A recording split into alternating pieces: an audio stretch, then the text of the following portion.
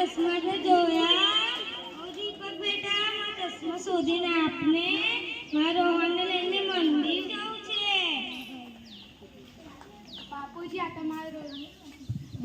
તમારું રોજનું થઈ ગયું. ચાલો હું તમારું કોઈ પણ કામ કરવાનું નથી અને મેં નથી જોયા તમારા ચશ્મા. હવે ભગવાન તમને ક્યારે બોલાવશે ખબર નહીં.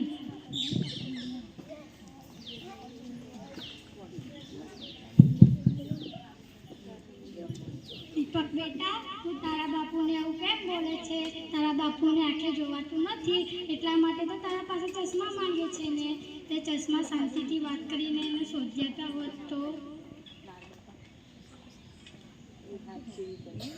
ઓ બેટા મારા ચશ્મા તો જોયા, મને ચશ્મા શોધી આપને.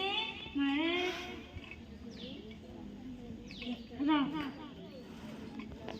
રોહનને લઈને મંદિર જવું છે.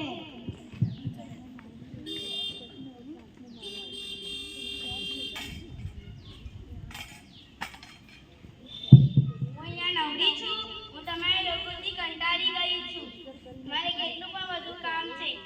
કપડાં ધોવાના, વાસણ ઘસવાના અને રોહનને લઈને ટ્યુશન પર મોકલવા જવાનું છે. તો મેં તમને કીધું તો ખરી કે એમને શોધી આપો.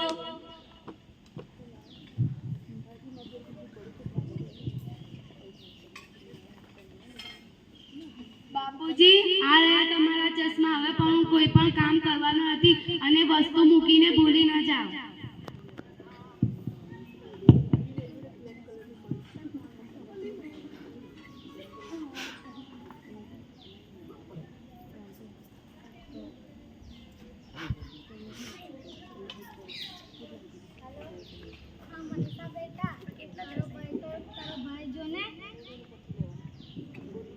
બાપુને કેટલું ખોટું ખોટું બોલે છે.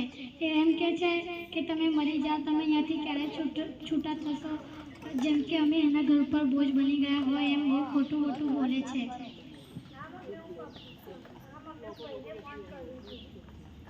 સારું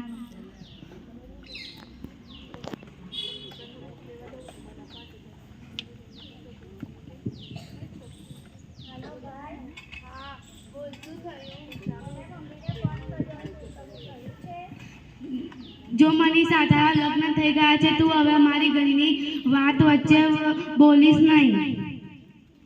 અને તને આટલી બધી લાગણી થતી તો ડોસા ડોસીને તારા ઘરે લઈ જા.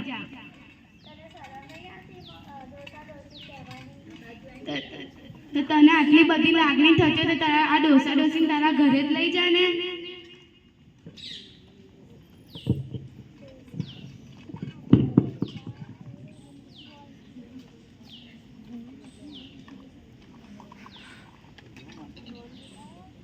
રોહન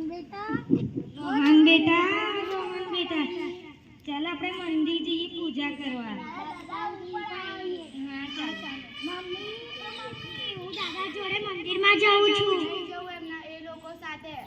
કાકા હવે શું કરે છે? આવવા દો ને. તારે જવું તો જા, રોહનને નહીં જવા દેવાનું. રોહનને આવવા દો ને. જવા દો ને. એવું શું કરો છો? ઘરમાં શાંતિ કરાવશે. હા જા.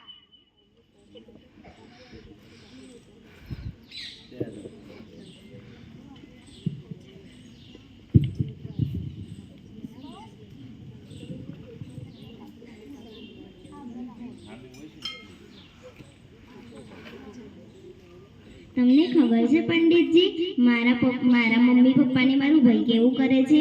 મારું ભાઈ કહે છે કે તમે લોકો અહીંથી જતા રહો, તમારા માટે મારા ઘરમાં શાંતિ નહીં રહેતી. આખો દિવસ ઘરમાં કચરો કરો છો, તમને સમજ નહીં પડતી, એવું કહે છે. હા જો મારા ઘરમાં જે શાંતિ છે. મારા બાપુજી અને મારી માં બે ભજન કરવા ગયા છે. સારું તમે આવીએ. હા આવી જાઓ. શું મા બાપ તો સ્વર્ગની સીડી છે. મા બાપને કોઈ દિવસ સંકારવા ના જોઈએ. મા બાપ તો ભગવાન સ્વરૂપ હોય છે. મા બાપને ભગવાનનો દરવાજો મળ્યો છે.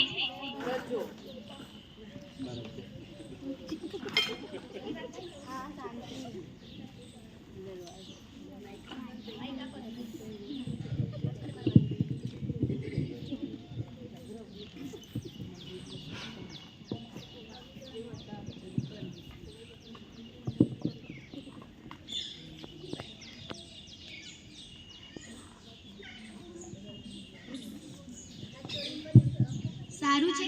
હા સારું છે. તમારા ઘરે શાંતિ કેમ લાગે છે આજે? આજે મારા બાપુજી અને મારી મા બે ભજન કરવા ગયા છે અને આજે રોહન પણ ઘરે નથી. તમારે શાંતિ જ જોઈતી હોય તો વૃદ્ધાશ્રમમાં તમારા મમ્મી અને પપ્પાને મોકલી દીધા હોય તો. હા હું સોચું છું. મારા મમ્મી અને પપ્પા તો અહીંયા જ છે, તમે જલ્દી મોકલી દેજો. હા મોકલી દઈશ. સારું તમે જઈએ છીએ. શું કહેવા જાય હતા?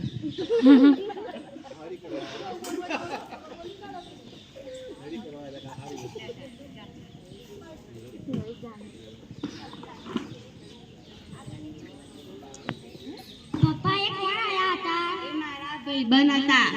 પપ્પા વૃદ્ધાશ્રમ એટલે શું? વૃદ્ધાશ્રમ એટલે જેના મા બાપ ગયડા થઈ જાય તેમને તઈ મોકલી આવે છે. હું પણ પડો થઈશ ને તો તમને પણ હું વૃદ્ધાશ્રમમાં છોડી આવીશ ત્યારે તમને કેવું લાગશે? મારે પણ શાંતિ જોશે અને મારી પત્નીને પણ શાંતિ જોશે જ ને. રોહન બેટા તું આવું કેમ બોલે છે તારા બાપુને? તારા બાપુ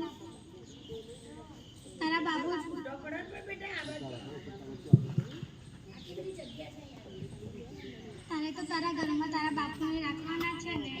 આ પણ તમારો દીકરો જ છે ને, તમારા સાથે કેવું વર્તાવ કરે છે? એ જેવું કરે એવું, પણ તારે એવું નહીં કરવાનું.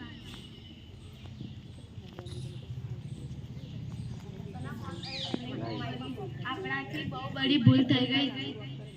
આપણાથી બહુ બડી ભૂલ થઈ ગઈ છે. આપણે માફી માંગી લઈએ.